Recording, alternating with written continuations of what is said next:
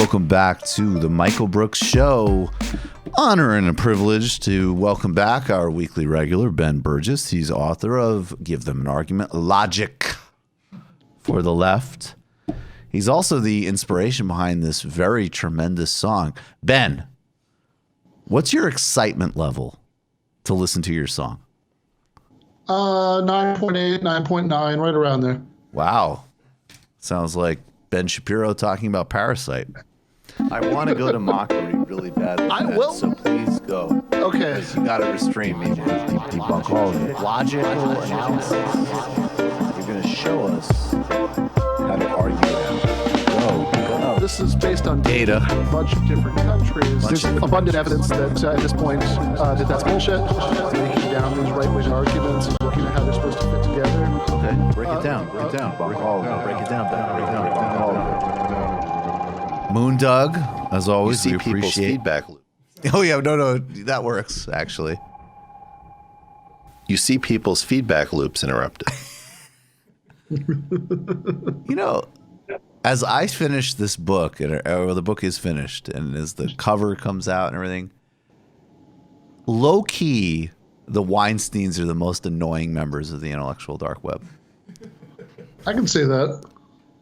Like, they appear to be the most innocuous, and then like you get out of the way that, of course, like I put Rogan just in a different category, and so then I'm like picking from like this actual group of people who are all really annoying, and you sort of think at first like, yeah, I guess the Weinstein brothers, like, sure, whatever, like of course they all suck, but like, yeah, I guess, I don't know, who cares, they're just like talking about math. Sure. And then you listen to them for like a couple of episodes of a podcast and you're just like, you suck. Like, God. This famous photo shoot. This is maybe one of the greatest photo shoots of all time. Yeah. Like Michael Shermer. Brett Weinstein, like just the fact that guy, so, you know, he's a small college biology instructor. That's great, right? That's a fine thing to do with your life. But like, because there was this incident that he could play up in a certain way that happened to him at Evergreen, that means that like his completely half-assed and uninterested ideas, you know, about like, you know, he can have like he can like sit down with Richard Dawkins and be like, well, here are my thoughts about biology. What do you think? You know, like it's just so obvious that that he just doesn't have it in him. Like it's not, this is not what, you know, like, you know, this is not what this guy was supposed to do with his life. And then Eric is like maybe even slightly worse because oh, definitely Eric is a fucking just ugh. God, you see people's feedback loops get disrupted. By the way, Ben, I really liked how you set that up by, it sounded very Trump style. You're like, and he teaches at a small school. That's okay. That's great. But why should he share his ideas? He thinks he should sit with Richard Dawkins, but he teaches at an irrelevant school. By the way, one love to Evergreen. We love Evergreen. Sure. I mean, it's great. It's not like, it's just that, like, it's not that he, look, I mean, if you taught at Evergreen and, like, he actually has something to say, great, good for him, right? You know, it's like if there was some democratic socialist who was the mayor of some, you know, little shithole town in Indiana, then, like, great, you know, he could run for president. That's right. But it's just so obvious that the reason that he's at this level now isn't that he has anything to say that anybody would independently find that compelling.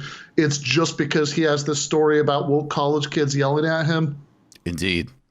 Ben, what is tonight's debunk? Lead us through it. What are we debunking? What are we dealing with? Bernie's winning. Yeah, so we are going to first be watching a clip from Bernie Sanders at the debate, and then we are going to read the bizarre mischaracterization of that clip by one Matthew Yglesias. Well, for a start, what the studies show, if we do what Joe wants, will be spending some $50 trillion on healthcare over the next 10 years. That's the status quo, Joe. That's what Health and Human Services says. What we have got to do, Joe, what we have got to do is understand. Simple question, Joe. We are spending twice as much per capita on healthcare as do the people of any other country. Maybe it has something to do with the fact that the healthcare industry last year made $100 billion in profit. Maybe it has something to do with the fact that we are wasting $500 billion a year trying to administer thousands and thousands of different plans. What Medicare for All will do is save the average American substantial sums of money. Substantial, be much less expensive than your plan. And we will expand Medicare to include dental care, eyeglasses, hearing aids, and home health care as well. Vice President Biden. Ben, what's going on? All right. So the setup to this question was Joe Biden saying, oh, it's ridiculous to think we could do Medicare for all without raising middle-class taxes, which actually I think Bernie responded to really well. He didn't do what I would be overwhelmingly tempted to in his position, which is to just sort of pedantically say, well, actually, Joe, you're being inconsistent because, like, in past debates when you were pressing Elizabeth Warren on this, you literally said, at least Bernie is being honest that it would require middle-class tax raises. Right now, he's treating it as if, Bernie is being evasive about it. And Matt Yglesias, if we've got the Vox article up, so the article, it's called Bernie Sanders Showed Us He's a Very Skilled Politician. That part's great. But he describes Do we have the this. Vox article up here? Okay, good. All right. So, he says, if you look at Bernie avoided pitfalls on healthcare, Sanders' most obvious vulnerability by far is that over the course of his two campaigns, he's centered a Medicare for all agenda that, while popular as an abstract slogan, tends to become politically dicey when people kick the tires and examine the details. Now, let's just stop there because that's really just an outrageously stupid way to characterize this. Matt Yglesias has been coming around, right? He's been reducing his Bernie hate. He's been bending the knee. He can't quite reduce it to nothing, and he's still repeating these absolutely ridiculous anti-Bernie talking points. So what he means when he says it's popular as an abstract slogan, but it tends to become politically dicey when people kick the tires and examine the details. Here's a translation of that. Medicare for all polls really well, but then when you present people with anti-Medicare for all arguments and you don't tell them what the standard responses are to those arguments, support for it goes down. Indeed. Which is shocking. Like, obviously, that's not how policies usually work, that if you tell people the perceived negatives of them without giving them a response, then, it goes down. I mean, that has, I think all of the that has all the polling value of one of those old Lee Atwater push polls. Right. Would you be more or less likely to vote for the Democrat if you found out that they were a Jew and a foreigner? Right. And then he says, this has come up time and time again at previous debates, but typically with Elizabeth Warren as the subject of scrutiny. Friday night, it was Bernie's time in the barrel as Joe Biden argued that Medicare for all will cost more than the entire federal budget we spend now. So the idea middle-class taxes aren't going to go up is just crazy, which again is ridiculous, because in the past, Biden has actually credited Sanders for, admitting that middle-class taxes would go up. We could talk about that in a second. But also, it costs more than the entire federal budget we spend now. Yeah, the healthcare sector is bigger, right? Depending on exactly, there's some tricks for how you slice up the categories here. But yeah, the healthcare sector is bigger than the rest of this. So whether it's public or private, it is going to be bigger, but the implication is wildly misleading. So when Yglesias goes on and he says it's a tough charge and a fair one, well, no, it's not. But Sanders simply ducks it. And then he has the quote we just watched. And then he says, well, what makes this answer work is that while it's evasive on the taxes point, it also stands up to fact-checking scrutiny. So he's making it sound like, well, this is technically accurate. Sure, we do spend more than twice as much on healthcare, even if you're just talking about the government, than, any of these other countries. But, but this is a little evasive on the tax point. And it seems to me that not only is it not evasive at all, but if you want to be Matt Yglesias, right, you want to brand yourself as a technocrat, that you're the details guy, you're the technical wonkery guy.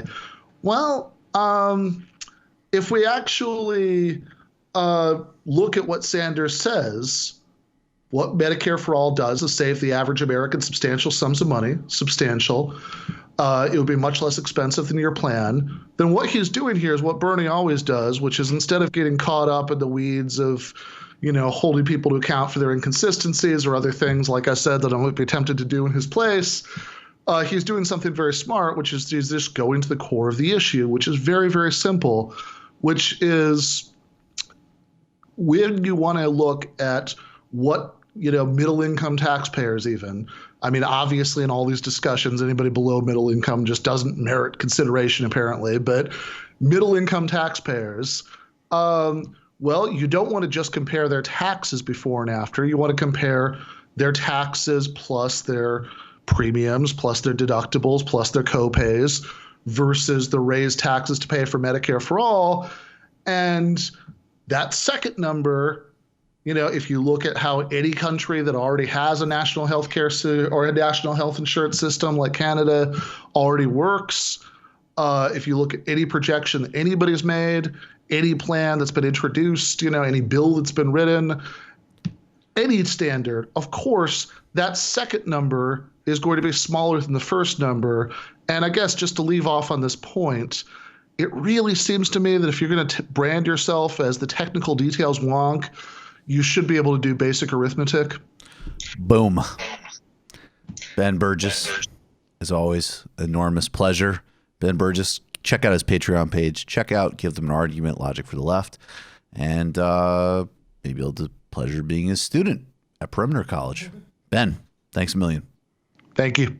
You just watched a Michael Brooks show video. Subscribe to get them all. Why wouldn't you? Don't be foolish. Click subscribe below and become a patron as well. Patreon.com/TMBS. Thanks, everybody.